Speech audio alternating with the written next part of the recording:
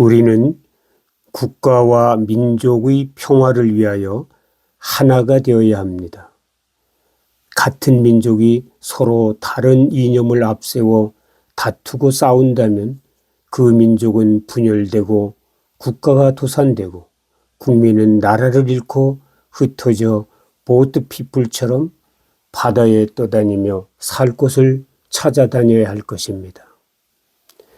서로의 의견이 다르더라도 총과 칼로 상대를 제압하려 하지 말고 공동체의 평화를 위하여 성의 있는 대화로 상대의 의견을 들어보는 습관을 들여야 합니다.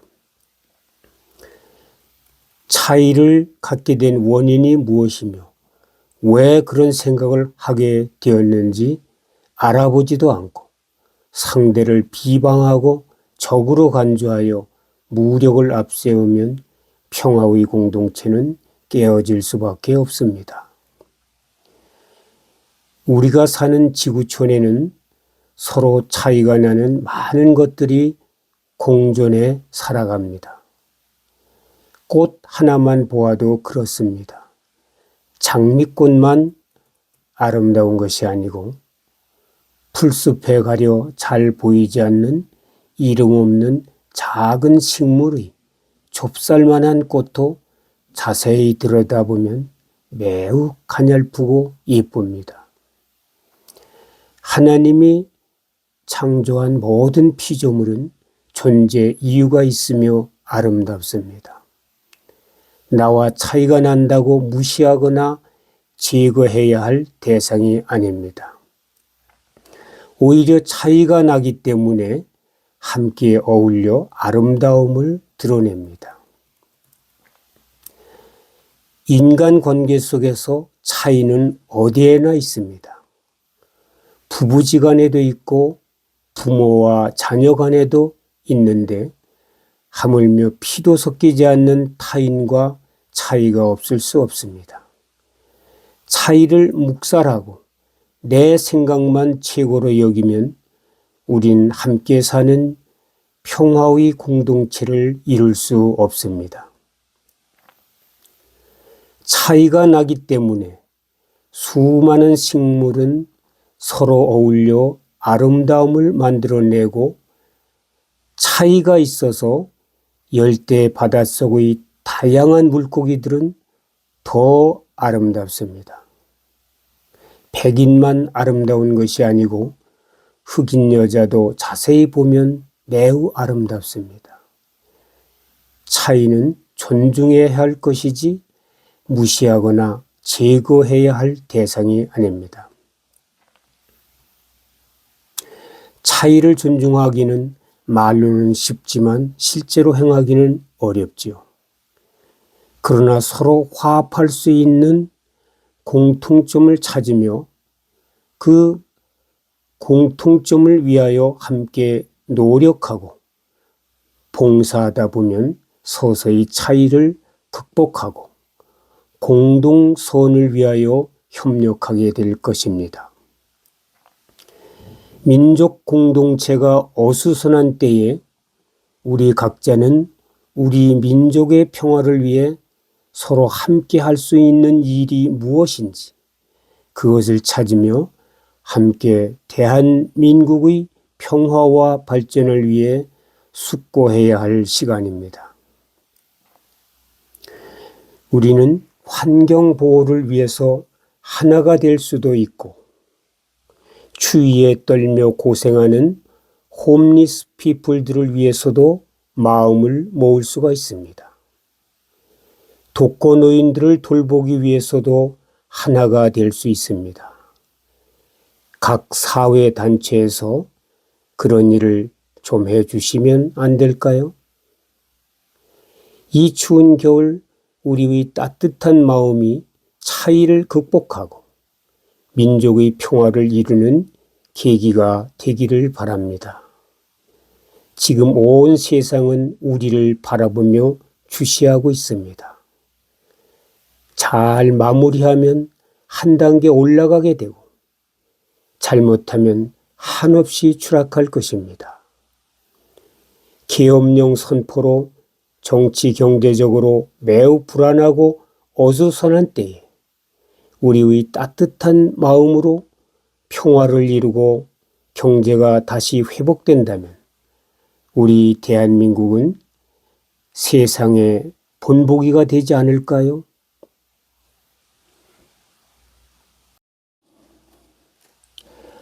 이번엔 패망의 이념 논쟁이요. 세 번째입니다.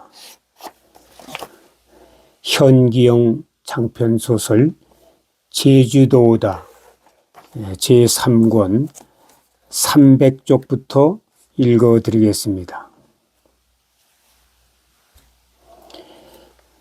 영미야, 창근아, 그해 겨울엔 참 눈이 많이 내렸쭈. 구름이 나직이 내려온 한라산을 가려버릴 때가 많았어.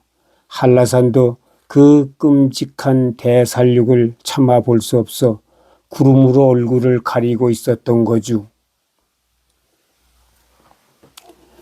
동굴 생활이 한 달 보름쯤 되자 한라산 피란민들은 더 이상 먹을 것을 구할 수 없었다.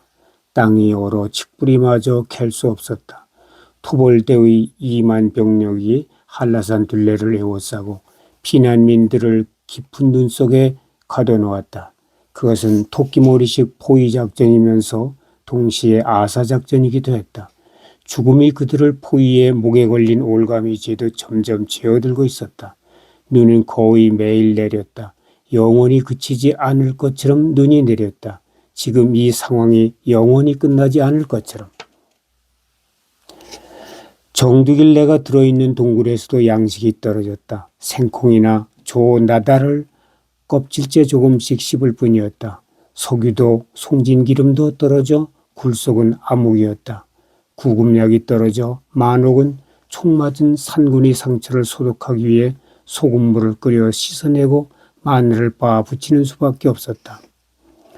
굴속의 사람들은 굶주림과 죽음에 대한 공포가 점점 여유어갔다. 가시 많은 엄나무처럼 여인 얼굴에 거친 수염이 자랐다. 굶주림 속에서 수염은 귀한 영양분을 빨아들이며 사정없이 자랐다. 굴속의 사람들은 굴천장에서 떨어지는 저승물을 먹어 빈 배를 채우면서 버텼다. 그러면서도 그들은 설마 혹시나 하는 신라 같은 희망에 매달렸다. 깊은 절망의 어둠 속에서도 밤이 지나면 더 이상 비극은 없을 것이라는 듯이 어김없이 아침이 오곤 했다. 마지막 순간에 구원의 손길이 뻗치리라고 그들은 생각했다. 설마 이런 상태가 마냥 계속되지는 않겠지. 그럴 리 없어. 반드시 무슨 일이 일어나 이 상황을 바꿔 놓을 거야.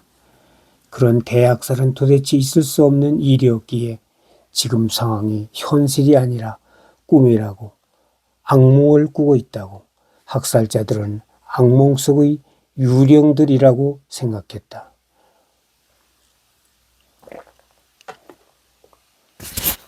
굶주림이 계속되자 몸의 살집이 졸아들고 두 볼이 꺼졌다. 그들은 굴천장 구석에 붙어 동면하는 박쥐가 아니었다. 잠잘 때면 서로의 온기를 느끼려고 몸을 밀착해졌는데 정두길은 이제 옆에 누운 고승의 여인 갈비뼈가 딱딱하게 와닿는 것을 느끼면서 자신도 그만큼 여유였겠지 하고 생각했다. 몸도 마음도 허기에 먹혀 사리사를 먹고 몸이 자기 자신을 파먹고 있다는 두려운 느낌에 시달렸다. 하루 종일 배고픔만 생각했다. 다른 생각이 비집고 들어올 틈이 없이 오직 배고픔만 생각했다. 잠도 깊이 잘 수 없었다. 편안한 잠이 아니라 긴장된 잠이었다.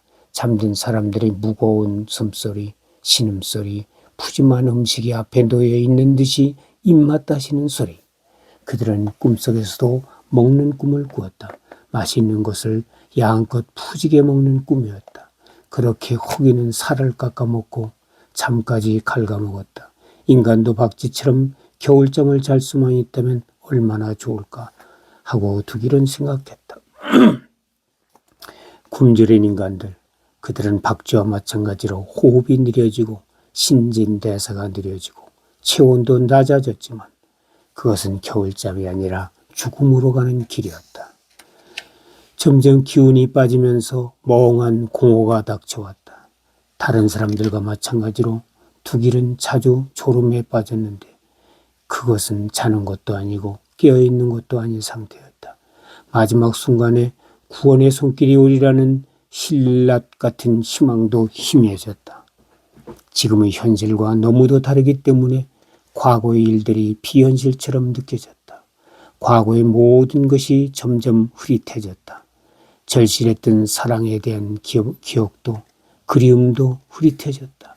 혼미한 상태에서 가끔 따알리아의 얼굴이 번쩍 섬광처럼 나타났다가 사라지곤 했다. 그는 중얼거렸다. 그래, 이건 꿈이야. 우린 꿈을 꾸고 있는 거야. 서로 밀착해 자면서 온기를 나누고 혼자가 아니라는 안도감을 주던 바로 옆의 고승우에 대해서도 무관심해졌다. 옆 사람은 물론 자기 자신에 대한 관심마저 점점 흐릿해졌다. 그렇게 경계와 긴장이 풀려 위험에 마저 둔감해졌다가도 종종 아기 울음소리에 그런 상태가 깨어지곤 했다.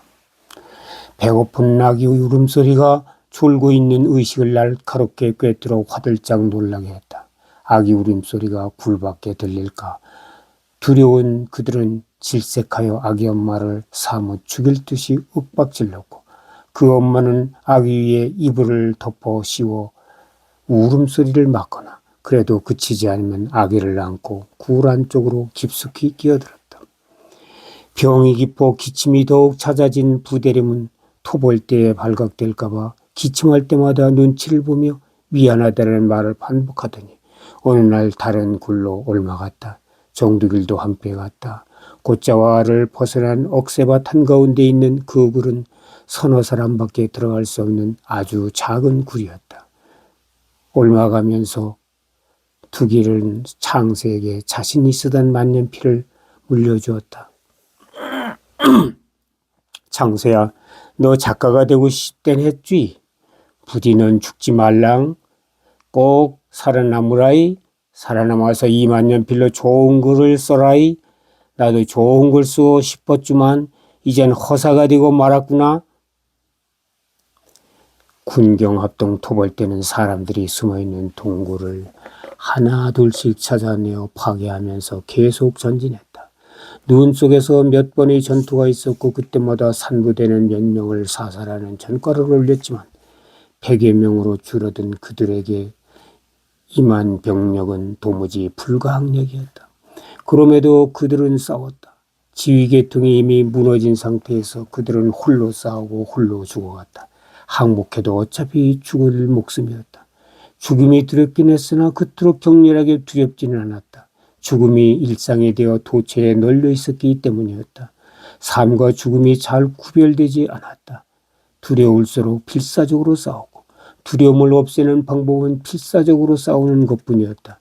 그러나 얼마 지나지 않아 산부대는 탄약은 물론 식량까지 바닥나면서 완전히 전투력을 상실했다. 정두길이 토벌대에 잡혔다. 세 청년이 한조가 되어 식량을 구하러 불타버린 집터에 내려갔다가 토벌대의 포위망에 걸렸다. 한 사람은 총에 맞아 죽고 정두길과 다른 사람은 포로가 되었다. 대토벌 작전에서 포로로 잡힌 수많은 도피자들은 읍내농업학교에 수용되었다. 10개의 군용 천막에 수용된 도피자들은 취조 결과에 따라 반쯤은 살고 반쯤은 죽었다. 따알리아는 자취방이 관덕정 근처에 있어서 한밤중에 처형장으로 향하는 군용 트럭의 요란한 엔진 소리를 자주 들을 수 있었다. 한 번은 외들이 청년 문중호 죽으러 감수다. 마을에 알려줍소. 외들이 문중호 죽으러 갑시다. 하는 절규를 들었다. 가슴에 송곳을 찔러대듯 높고 날카로운 목소리였다. 따알리아에게도 위기가 닥쳐왔다. 토벌대 소속 부상자들이 늘 붐비는 병원에서 그녀는 얼굴을 노출하지 않으려고 항시 마스크를 눈 밑까지 올려 쓰고 있었는데 마스크를 벗지 않으면 안 되는 날이 왔다. 노래를 잘한다는 것이 알려진 탓에 어느 날 밤 제주극장에서 열린 군인 위안의 밤 무대에 호출되었던 것이다. 그녀의 미모와 노래 솜씨는 청중을 매료하기에 충분했다. 장내에 뜨거운 박수갈채를 일으키며 그녀는 앙코르를 받아 몇 곡을 이어 불렀다. 특히 맨 나중에 부른 고향설은 앙코르를 5번이나 받을 정도로 청중을 열광시켰다. 눈이 오는 밤이었다. 한 송이 눈을 봐도 고향 눈이요. 두 송이 눈을 봐도 고향 눈일세. 깊은 밤 날려오는 눈송이 속에 고향을 불러보는 젊은 푸녀마. 청중의 절반 이상이 38선 이북에 고향을 두고 떠나온 서청 출신 군인들이었다. 머나먼 곳 산설고 물설고 낫도 선 땅에 대살육의 명령을 받고 투입된 그들은 감격의 눈물을 흘렸다. 아, 고향은 그날의 인기가 화군이 되었다. 권력자 두 사람, 서청 단장 김재능과 헌병대 수사과 오종성 중위가 딸리아에게 바싹 다가왔다. 먼저 수작을 걸어온 것은 서청 단장 김재능이었다. 군복을 입었지만 군모도 쓰지 않고 계급장도 없는 그는 민간인인데도 서청의 이름으로 막강한 권력을 쥐고 있었다. 육척장신의 그는 무지막지한 폭력을 휘두르며 제멋대로 살상하는 최고 악질로 소문나 있었다. 공헌할 때는 반드시 쇠뭉치 같은 주먹을 날렸는데 그냥 때리는 것이 아니라 치명상을 입힐 정도의 무서운 구타였다. 그는 도지사 다음 서열인 총무국장을 마구 구타해 죽인 장본인이었다. 실로 아나무인이고 천하무적의 괴물이었다. 8팔자 모양의 카이저 수염을 코 밑에 달고 거구의 육중한 몸뚱이를 좌우로 흔들며 휘적휘적 걷는 그의 모습은 보기만 해도 등골이 오싹했다. 그는 산군의 암살 대상 1호였고 그래서 언제나 호위병들을 달고 다녔다. 그 식인 짐승이 딸리아에게 들이닥쳤다. 군인 위안의 밤 직후인 크리스마스 저녁 온종일 경무에 시달려 몸이 천근만근 무거워진 그녀는 즉시 퇴근하지 못하고 진찰실 의자에 앉아 잠깐 졸고 있었다. 군인 한 명이 문을 열고 들어왔는데 김재능이 보낸 부하였다. 크리스마스 파티가 있으니 와서 노래를 불러달라는 것이었다. 서청은 기독교 신자가 많아서 크리스마스를 지키는가 보았다. 떼죽음의 잔인한 학살 가운데서 벌어지는 파티라니 소름이 끼쳤지만 그것을 거역할 수 없는 호출이었다. 딸리아는 지독한 혐오와 두려움에 가슴이 타들어가는 낙엽처럼 오그라들었다. 그 상황에서 그녀가 할 수 있는 것은 최대한 청결한 간호사의 모습을 보여주는 것뿐이었다. 그녀는 거대하고 부정한 그 짐승에 대해 완전히 청결로 맞서기로 했다. 크레젤로 손을 여러 번 깨끗이 씻고 흰 모자에 흰 가운을 차려입고 흰 마스크까지 썼다. 소독의 냄새가 더 많이 나도록 가운 소매에 크레젤을 묻히고 만일의 경우에 방어하기 위해 의료용 가위를 챙겨 가운 주머니에 넣었다. 서청 단장은 사무실에서 부하 3명을 데리고 통째로 구운 칠면조 고기를 뜯으며 술을 마시고 있었다. 딸리아가 들어서자 단도로 고기를 썰고 있던 그가 벌떡 일어나더니 환영이요, 환영, 대환영이야 하면서 휘적휘적 다가왔다. 웃고 있는 얼굴은 술에 취해 붉었고 기름 묻은 입술이 불빛에 번들거렸다. 거구의 괴물 앞에서 딸리아는 두려움에 온몸이 피가 일시에 멎는 듯했다. 그녀는 정신을 놓지 않으려고 주먹을 꽉 쥐면서 가운 주머니 속의 가위를 생각했다. 그자가 혀를 내밀어 윗입술과 콧수염을 핥고는 희물희물 웃으면서 다짜고짜 딸리아를 섹시라고 불렀다. 어허, 섹시. 내래 기캐 무섭소? 내래 무서운 사람으로 소문났지만서도 여자한텐 약하디. 특히 섹시 같은 미인 앞에선 그저 말랑말랑 어린 강생이야. 하하하. 그런데 마스크는 와 썼소? 내래 도둑 키스 할까 봐서 썼소? 감기가 이젠 마스크 벗으라우. 저 때문에 드립다 덤벼들 정도로 내래 기캐 성미급한 사람 아니야. 뜸 들일 줄도 알디. 핫핫핫.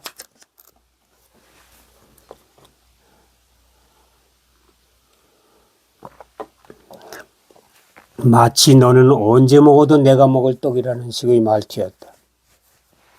부하들이 덩달아 낄낄 웃었다. 딸리아가 마지못해 떨리는 손으로 마스크를 벗는데 그가 그녀의 손을 덥석 쥐었다. 우리 악수하자우. 입술 키스는 아껴두고서리 뭐 손에 입 맞추는 것쯤이야 이롭게 안 갔어? 아하, 섹시해. 너무 예뻐서 말이야. 그녀의 손등에 입술을 가져갔던 그가 갑자기 캑캑 기침을 하면서 손을 놓았다. 그가 눈을 부릅뜨고 노려보았다. 이거 뭐야? 이 독한 냄새. 이보라우, 섹시. 이거이 무슨 냄새야? 독약 안 있네? 날 독살하려는 거네? 아니, 크레졸 냄새입니다. 크레졸. 크레졸? 크레졸이 뭐야? 병원에서 쓰는 소독약입니다. 아하, 기래? 난 또 독약인 줄 알았디.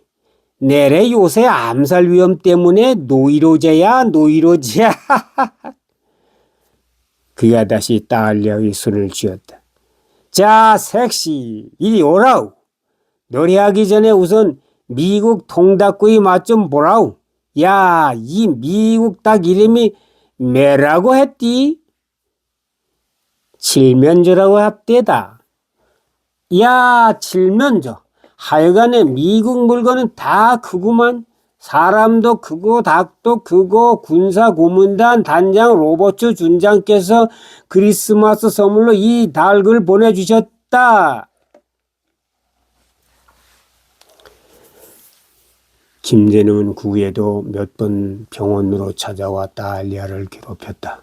진료 중인 그녀에게 함부로 말을 걸면서 직접 대거나 병원실 침대에 들어누워 자기도 치료해달라고 상사병에 걸렸다고 시비를 걸었다. 그 짓을 멈추게 한 것이 헌병대 오종성이었다. 그는 치료받는 부상자들 중에 산군이 끼어 있을 수 있다고 생각하여 가끔 병원에 와서 조사하곤 했는데 어느 날 입원실 침대에 누워있는 그 괴물을 발견했던 것이다. 그 꼴을 보고 불같이 화가 난 그가 권총을 빼들고 김재능을 병실 밖으로 몰아냈다. 아무리 막강한 서청 단장이라도 군 권력이 우선인 계엄령 상황인지라 꼬리를 내릴 수밖에 없었다. 그 김재능은 공공장소의 모습을 잘 드러내지 않았는데 암살 위험 때문에 숨어 다닌다는 소문이었다. 그때부터 딸리아의 주변에는 김재능을 대신해 오종성이 나타나기 시작했다. 북에서 농업학교를 나왔다는 그는 서울 태릉소재 제1연대에서 전출되어 온 지 2달밖에 안 된 상태였다. 읍내에는 수사기관인 구연대 정보과, 헌병대, 경찰서, 서청 등이 관덕정 근처에 모여 있었는데 그 중에 그가 소속한 헌병대가 비교적 덜 사나운 것으로 알려져 있었다. 피의자가 다른 데 잡혀가면 죽지만 헌병대 잡혀가면 살 수도 있다고 사람들은 말하곤 했다. 그래서 그런지 우악스러운 서청 단장과 달리 딸리아에 대한 그의 태도는 꽤나 부드러운 편이었다. 오종성은 딸리아 하면서 그녀의 환심을 사려고 매일이다시피 병원을 떠나들었다. 신상조사를 통해 그녀의 부친과 오빠의 행적뿐만 아니라 그녀가 고향 마을의 친지들 사이에서 딸리아로 불린다는 것도 알아냈던 것이다. 그러나 그녀에게 약혼자가 있다는 것은 알지 못했다. 딸리아, 당신은 나의 보호를 받아야 해. 미인은 위험하니까니. 김재능 그놈처럼 당신을 노리는 자들이 주위에 수두룩하디. 길이니까니 안전하게 내 곁에 있으란 말이야. 물론 당장 당신을 강제로다 내고로 만들 수는 있지만 기르고 싶지는 않아. 당신에게 사랑을 애걸하는 약한 자가 되고 싶단 말이디. 내래 당신이 마음에 들 때까지 기럽게 할 거야. 그는 노래 부르기가 취미인데 부를 줄 아는 곡목이 꽤 많아서 동료들 사이에서 명가수로 불린다고 자랑을 했다. 그녀에 비하면 솜씨는 형편없는 수준이겠지만 아는 노래는 그녀 못지않게 많을 것이라고 장담했다. 고운 목소리 그녀가 아는 노래를 다 듣고 싶은 것이 소원인데 그러자면 노래 시합을 하는 수밖에 없다고 했다. 그가 노래 시합을 하자고 졸라댔지만 딸리아는 거절했다. 도처에 떼죽음의 학살이 벌어지고 있는 상황에서 대성통곡은 못할 망정 어떻게 노래가 나오겠는가. 거절하기가 정말 두려웠지만 딸리아는 눈물까지 흘리면서 못하겠다고 호소했다. 무섭게 화를 낼 줄 알았는데 뜻밖에도 오종성은 머리를 흔들면서 꺼질 듯이 한숨을 내쉬었다. 그러고는 주위를 둘러보며 나직한 목소리로 말했다. 딸리아, 이 두금의 광란이 덕말이디 나도 싫도 구역질라. 하디만 명령을 거역할 수는 없소. 거역하면 바로 총살인데 어떻겠소. 길에서 내래 슬픈 기야. 아 딸리야 슬픈 노래를 불러주라우. 걸음 슬픈 노래. 그냥 놀자고 노래 부르지 않은 거이 아니야. 무제한 양민들이 두금이 구렁텅이로 몰아넣어야 하는 내 심정을 당신은 몰라. 딸리야 눈물나게 슬픈 노래를 불러주라우. 이 사나운 가슴, 이 답답한 가슴을 슬픈 노래로 좀 불어보자요. 그래도 딸리아가 듣지 않자 그는 머리칼을 쥐어 뜯으며 고민하더니 뜻밖의 제안을 해왔다. 지금 대토벌 작전 결과 많은 도피자가 잡혀오고 있소. 특히 당신의 고향 조천이 사람들이 많소. 문제가 많은 마을이니까니 길에서 말인데 그들 중에 당신이 아는 사람들이 더러 있디 않겠소? 알아보시오. 우리 헌병대가 아니고 다른 기관 관할이더라도 두 사람쯤은 내래 살릴 수 있으니까 까니 이렇게 하기로 하자우. 만일 내래 시합에서 이기면 당신 노래를 들은 걸로 만족하고 다른 요구는 하디 않겠소. 하디만 만약에 당신이 이기면 당신이 지목한 사람을 내래 석방시켜 주겠소. 어들었소. 기렇게 합세다래. 이튿날 두 사람은 그렇게 조건을 걸고 노래 시합을 벌였다. 장소는 딸리아의 요구대로 그녀의 동료 간호사의 집이었고 그 집 식구 2명이 참관인이 되었다. 규칙은 단순하여 서로 번갈아 노래를 부르되 상대방이 부른 후 2분 이내에 이어받지 못하거나 한 번 부른 노래를 다시 부르면 실격이었다. 처음에는 경쾌한 노래를, 다음에는 가슴을 어루만지는 잔잔한 노래를 부르더니 나중에는 슬픈 곡조가 나왔다. 타양살이, 목포의 눈물, 오빠 생각, 산 팔자, 물 팔자, 나그네 서름, 사위 찬미가 이어졌다. 딸리아의 슬픈 노래에 매료된 오종성은 눈물을 참으려고 침을 삼키고 눈썹을 징긋거리다가 몇 번 자기 자리를 놓칠 뻔했다. 한 송이 눈을 봐도 고향 눈이요. 고향설에서 울먹거리던 그는 딸리아가 가거라 38선을 부르자 결국 울음을 터뜨리고 말았다. 아 어느 때나 터지려느냐. 아 어느 때나 없어지려느냐.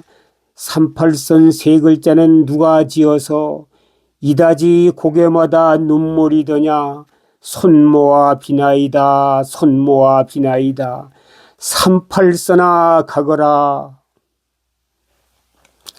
오종성의 얼굴이 봄나무는 눈물로 번들거렸다. 아 슬프다. 아 38선 세 글자는 누가 지었는가. 아. 그가 손수건으로 눈물을 훔치고는 두 손을 번쩍 들어 항복을 선언했다. 이튿날 오종성과 함께 농업학교의 포로 수용소로 찾아간 딸리아는 뜻밖의 포로 명단에서 정두길의 이름을 발견했다. 오종성은 약속대로 즉시 그를 석방했다. 그러나 며칠 뒤 딸리아는 성산포에서 열리는 군인 위안의 밤에 징발되어 연예 공작대 소속 군인들과 함께 스리쿼터를 타고 가다가 월정리 근처에서 산부대의 습격을 받고 사망했다. 잠시 풀려났던 정득이는 딸리아가 죽자 다시 산에 올라 동굴 속의 부대림 곁으로 돌아갔다. 한라산을 에워싼 2만 토벌대는 양팔 간격으로 길게 일렬 횡대를 이루어 진군하면서 찬빛으로 머리를 훑듯이 사냐 곳곳을 샅샅이 훑었다. 하늘에는 L-19 정찰기가 요란한 폭음을 터뜨리면서 낮게 떠서 수리탄을 던져 공격했다. 정찰기는 삐라도 뿌렸는데 흰 눈과 함께 허공 속을 퍼들거리며 내려오는 삐라에는 그 삐라를 소지하고 투항하면 살려주겠다는 내용이 쓰여 있었다. 제군은 지금 즉시 귀순하라. 귀순하면 허위선전에 속은 동포로 간주하여 최대한 관용을 베풀 것이다. 즉시 백기를 들고 귀순하라. 피난민이 숨은 동굴이 잇따라 적발되었다. 사람이 많이 든 큰 굴일수록 체온 때문에 천장 바깥 부분의 땅에 눈이 녹아 있거나 김이 피어올라 발각되기가 쉬웠다. 큰 굴에 있던 사람들은 삼삼오오 흩어져 작은 굴을 찾아 피신했다.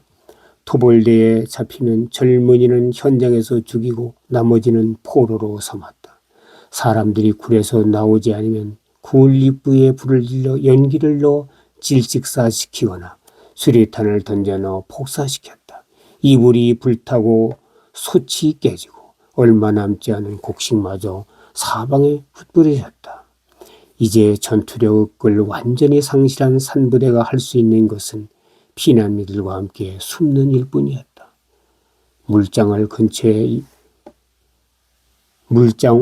근처의 이덕구 부대가 낮게 떠 수리탄을 투척하면서 L-19 한 대를 격추시키고 숲에 추락하여 나무에 걸쳐진 비행기를 보면서 두 팔을 들어 환호성을 질렀다는 소식이 있었지만 절망적 상황에서 그것조차 별다른 감흥은 없었다. 조직이 무너져 뿔뿔이 개인별로 움직였다. 이제 또 한참 뛰어넘어서 마지막으로 해야 하는 그들은 노트에서 330차면서 토벌대의 기습에 대비했다. 가만히 현기영 장터를 제주도에 깔아 추위를 견디면서 3권 337쪽 숨어있는 굴이 상단부터 적발되지 않도록 읽으면서 일부러 눈 위에 발자국을 토벌대를 다른 곳으로 유인하기도 했다. 메추라기가 두 일행을 잃어버린 창세는 혼자서 귀순의 백기를 매단 막대기를 들고 걸어갔다. 중산간 초원지대의 하얀 눈 벌판이 시작되었다. 한참을 걸어 마찻길에 들어섰다. 눈 덮인 길에는 스리쿼터들이 왕래한 바퀴 자국이 나 있었다. 차바퀴가 눈을 다져 놓아 걷기가 한결 나았으나 지치고 졸음을 참을 수 없어 자꾸 비틀거려졌다. 저만치 흰 눈 위에 망개나무의 붉은 열매가 보였지만 배가 고파도 거기까지 걸어가 열매를 따먹을 엄두가 나지 않았다. 생시인지 꿈인지 몽롱한 상태로 걸어갔다. 마침내 그리 멀지 않은 곳에 와홀리 폐허가 나타났다. 많은 군인들이 여기저기 모닥불을 피워놓고 움직이는 것이 보였다. 그곳을 향해 창세는 걸어갔다. 깜빡깜빡 졸면서 터덜터덜 걸어갔다. 극심한 수면 부족은 정신마저 혼미하게 만들었다. 곧 만나게 될 토벌대에 대한 두려움도 무뎌졌다. 아무 생각 없이 걷기만 했다. 비몽사몽의 환각 속에 어머니와 누이의 얼굴이 번갈아 얼핏얼핏 나타났다가 사라졌다. 이제 졸음은 더 이상 참을 수 없게 압도적으로 밀려왔다. 무엇인가 눈두덩을 지그시 누르는 것 같이 자꾸 눈이 감겼다. 길가에 소나무 한 그루가 보였다. 창세는 그 나무로 비틀거리며 걸어가 나무 둥치에 등을 기대고 포질러 앉았다. 기다렸다는 듯이 잠이 쏟아졌다. 머리통이 무엇에 맞아 기절하듯이 어깨 아래로 툭 떨어졌다. 그렇게 3분쯤 지났을까? 창세를 깨운 것은 20명가량의 하산민을 몰고 마찻길로 내려오던 토벌대였다. 고함 소리에 화들짝 놀라 깬 창세는 얼른 귀순의 백기를 쳐들었다. 바로 앞에 군인 한 명이 총을 겨누고 서 있고 좀 떨어져서 다른 군인 3명이 멈춰선 하산민들을 감시하고 있었다. 창새는 두려움과 방금 잠에서 깬 한기로 인해 온몸이 무섭게 떨렸다. 허허, 이거 시체인 줄 알았는데 살아있구만. 하사기 급장을 단 군인이 한 걸음 앞으로 다가서서 와들와들 떨고 있는 창새를 훑어봤다. 말할 수 없이 초라한 몰골이었다. 누비옷 상의는 가시덤불에 찢겨 희끗희끗 솜이 드러났고 야윈 얼굴은 만개나무 태운 연기에 그으로 까무잡잡한 데다 퀭한 두 눈은 수면 부족으로 충혈되고 다래끼까지 나 있었다. 그런데 그 군인의 눈에도 다래끼가 달려 있었다. 야, 이거이 뭐야?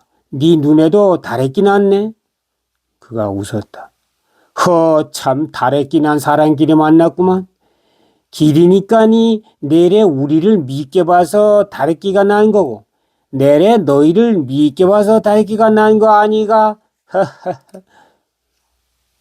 창새는 그 군인과 눈이 마주칠까 두려워 계속 눈을 내리깔고 있었다. 군인이 창새의 소지품을 검사했다.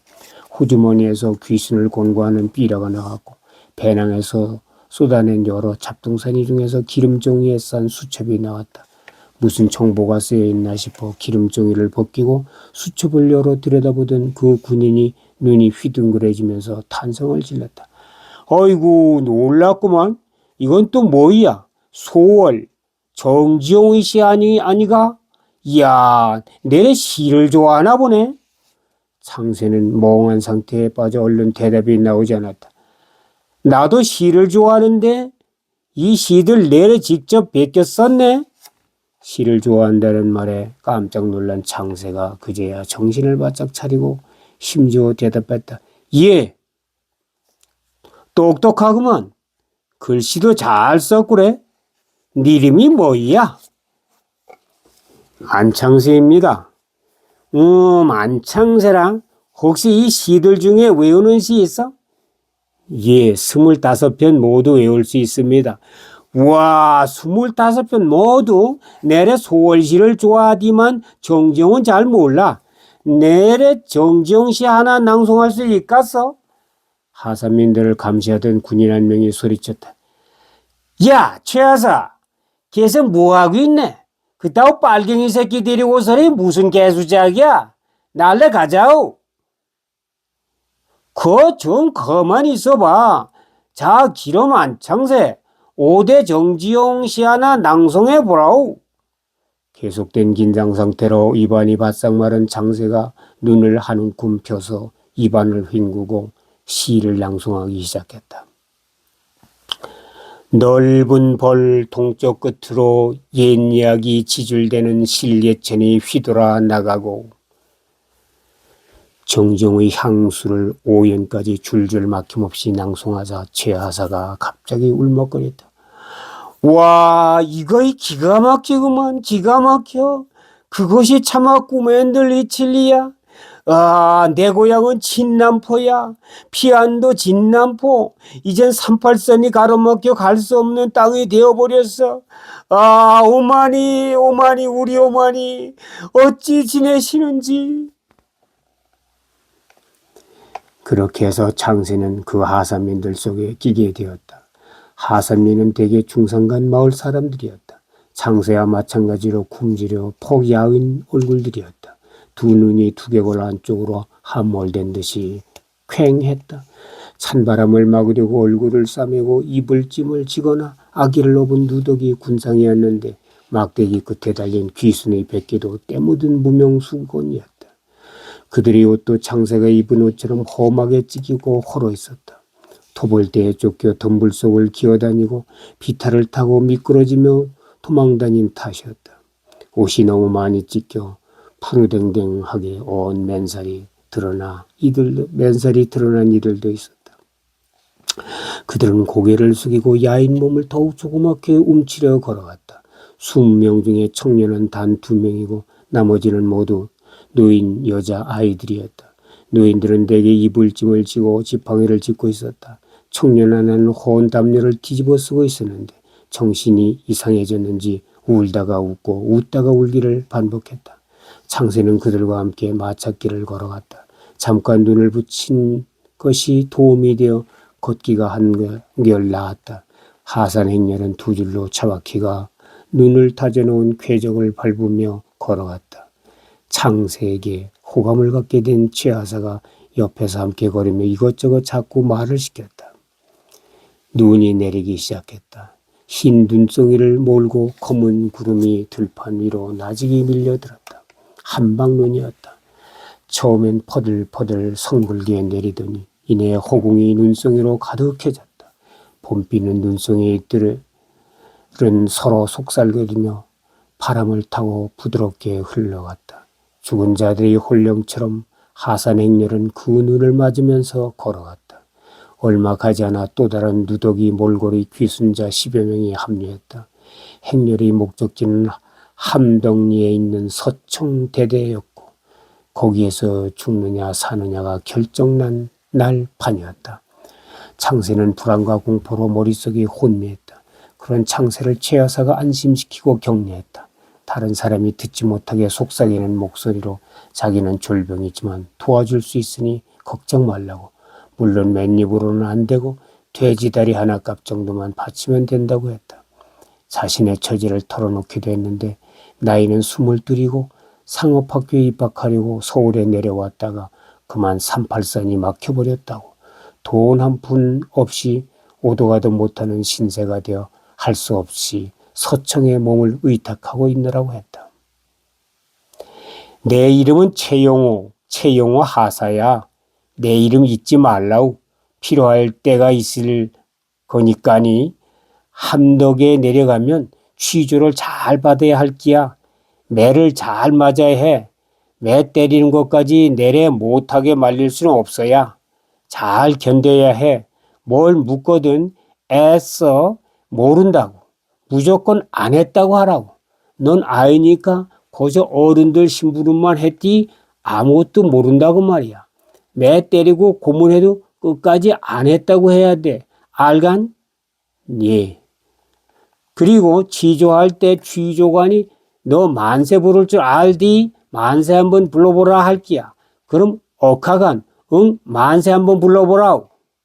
창세가 우물쭈물하다가 파리로 해방 때 불렀던 대로 조선 독립 만세 하고 중얼거렸다. 야 이보라 너 정신 나갔네? 조선 독립 만세? 그러면 큰일 나. 당장 총살이야. 앞서 청년 몇이 조선 독립 만세 했다가 대한민국이 수립된 지 벌써 넉 달이나 지났는데 아직도 조선 독립 만세냐? 사성이 불어나다면서 총살했어. 이젠 조선 독립 만세가 아니라 대한민국 만세야. 알았디? 명심하라고. 그런 연습 삼아 대한민국 만세 한번 불러보라. 대한민국 만세. 더 씩씩하게 대한민국 만세. 좋아.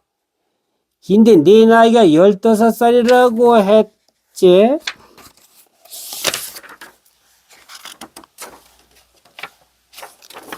창세는 16살이었지만 한 살을 낮춰 15이라고 말했던 것이다. 15살이라 기대도 이젠 안심할 수 없어야. 처음엔 16세 이상만 성인 취급해서 총살했댔지만 지금은 제멋대로야. 어린아이들까지 다 죽여버려. 그리고 귀순했다고 살려주는 줄 아네. 새빨간 거짓말이야. 삐라에 써있는 거 다 거짓말이야. 기적계 사건 난 거 너 모르디? 바로 기적계 조천면 관내 귀순자 100명이 총살당했어. 조천면 청년 200명이 귀순했는데 그중 절반이 총살당했단 말이야. 16세에서 40세까지 트럭 3대에 싣고 가서 죽였디. 박성래에 싣고 가서 에이 지긋지긋 구역질 난다. 앞길이 구말리같이 창창한 젊은이들인데 도대체 얼마나 더 죽여야 하는지. 하산행렬은 불에 탄 돌담만 남은 와홀리 폐허를 통과했다. 폐허 여기저기에 군인들이 모여 눈 속에 모닥불을 피워놓고 점심을 먹고 있었다. 고기 굽는 냄새가 진동했다. 돌담 위에 살을 발라낸 말가죽이 볼겋게 널려 있었다. 거기에서 창새는 보따리 6개를 말등에 주렁주렁 매달고 내려오는 5명의 토벌대를 보았다. 핏물이 붉게 번진 그 보따리는 6개의 머리통이었다. 그 군인들은 피 묻은 총검을 씻지도 않고 그대로 총에 꽂은 채였다. 나중에 도착한 10명의 포로가 창센의 귀순 행렬에 합류했다. 고개를 푹 숙인 그들은 두 손을 뒤로 해서 철사줄로 결박되어 있었다. 모든 젊은이들이었고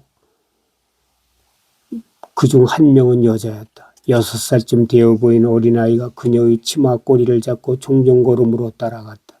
짙은 눈밭 속에서 행렬은 희끄무레한 실루엣이 되어 꾸물꾸물 움직였다.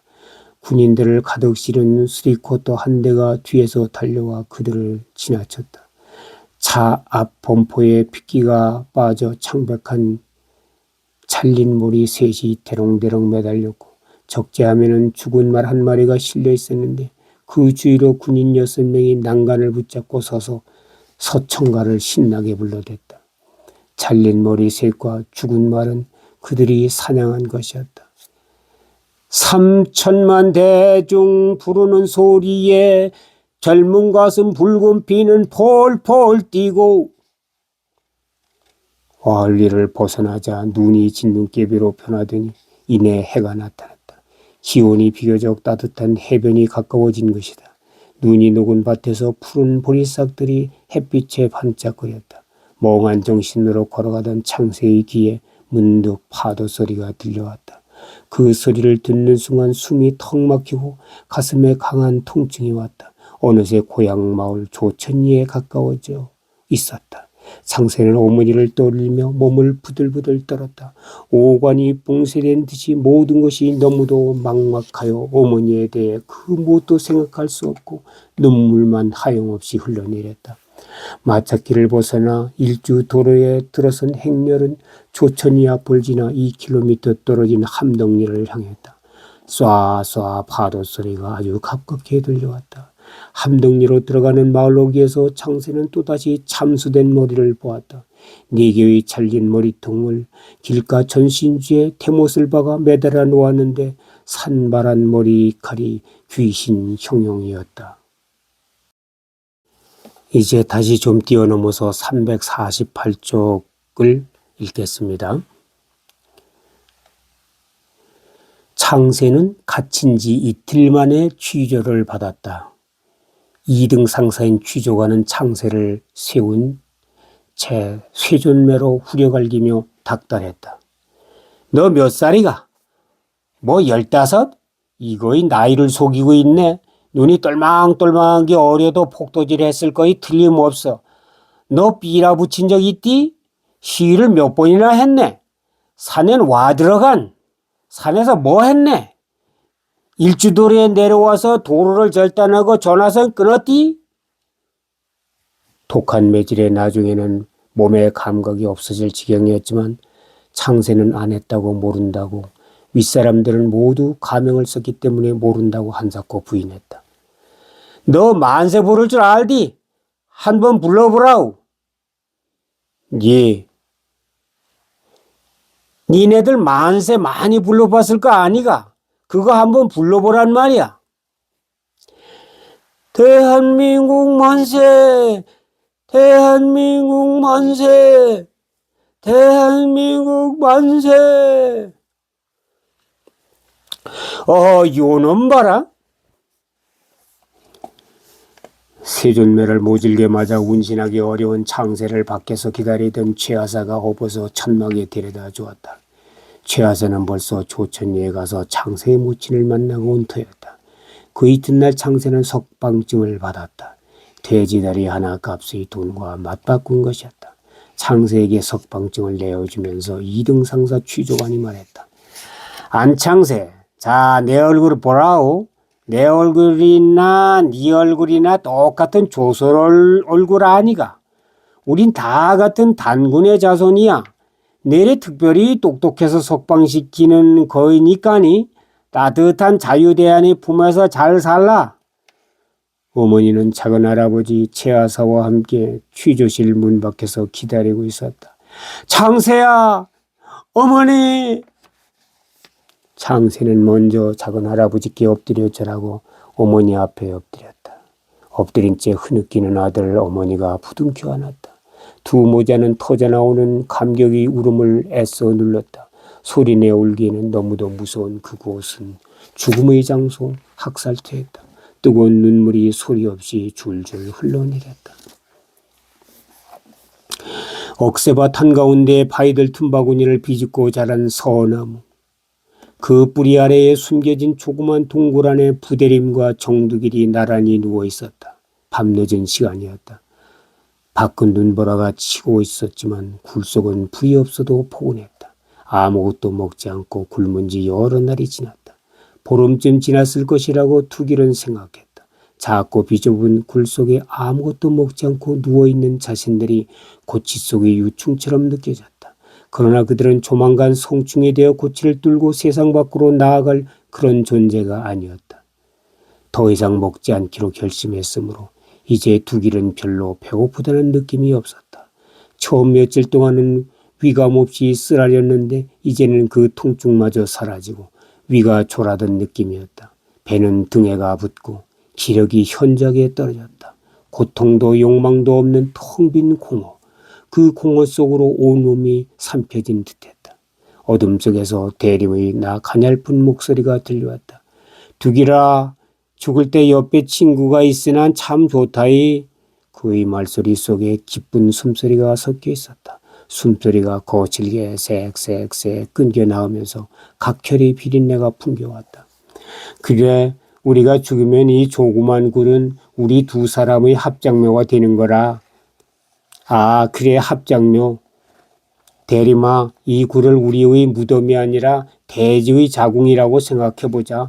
우리는 대지의 자궁 속에 들어와 있는 거야. 따뜻한 자궁. 아, 따뜻하고 아늑하구나.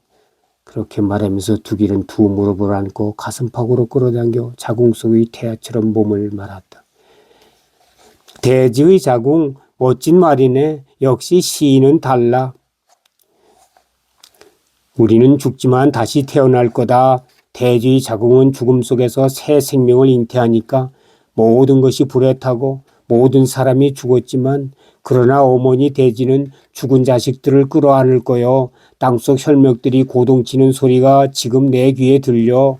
대지가 자기 자궁 안으로 죽은 자식들을 받아들이고 있는 거라. 낭자한 피와 총성과 비명도 죽창 철창에 묻은 살점도 대지는 남김없이 받아들이고 있어.